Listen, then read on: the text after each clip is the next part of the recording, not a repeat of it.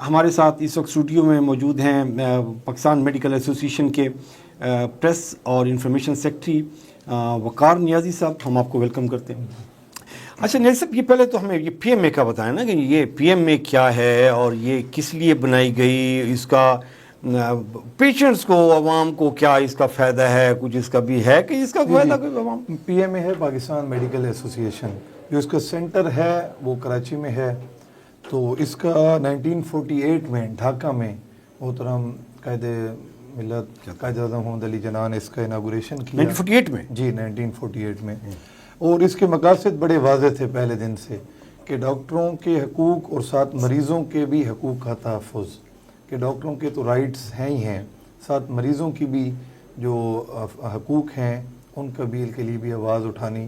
تو ان دونوں کے درمیان ایک برج کا کردار ادا کرنا ہے پاکستان میڈیکل ایسوسیشن میں. ویسے یہ بتائیں نا کہ ہم جیسے جو تھوڑے بہت گھومتے پھرتے رہتے ہیں، تو جب بھی پی ایم اے کا ذکر آتا ہے تو ایک چیز ذہن میں آتی ہے کہ یہ صرف ڈاکٹروں کے حقوق کے تحفظ کے لیے آتی ہے، کہ جی ان کو مسائل ان کے حل کیے جائیں. جب بھی کسی ڈاکٹر کا مشکل وقت آتا ہے تو پی ایم اے ساتھ.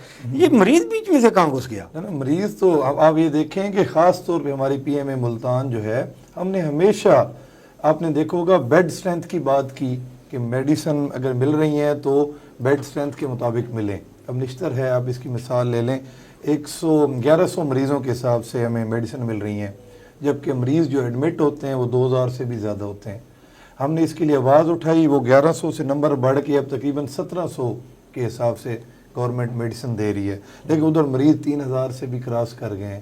تو یہ آٹومیٹیکلی مریضوں کو فائدہ ہوتا ہے. جب ہم بیڈ سٹرینتھ کی بات کرتے ہیں اس میں ڈاکٹرز اور فیکلٹی تو آتی ہے ان کا نمبر، لیکن میڈیسن اویلیبلٹی بھی اس میں آتی ہے. اس میں میڈیسن کے جو ٹیسٹ ہیں وہ چیزیں بھی آتی ہیں، بجٹ اس حساب سے ملتا ہے نا. تو مریض اور ڈاکٹر ساتھ ساتھ ہیں. ہم مریض کو کبھی بھی نگیٹ نہیں کرتے.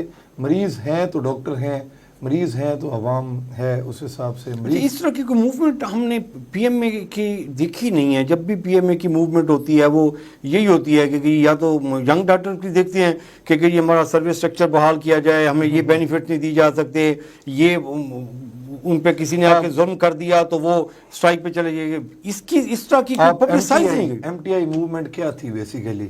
گورنمنٹ اسپتالوں کو پرائیویٹائز کر رہی تھی، بیچ رہی تھی. اب کے پی کے میں دیکھیں، مریضوں کا ہے کہ جو پے کر سکتا ہے اس کا آپریٹ ہوگا، جو پے نہیں کر سکتا اس کو operate. M T I movement مریضوں کے حقوق کے تحفظ کے لیے تھی.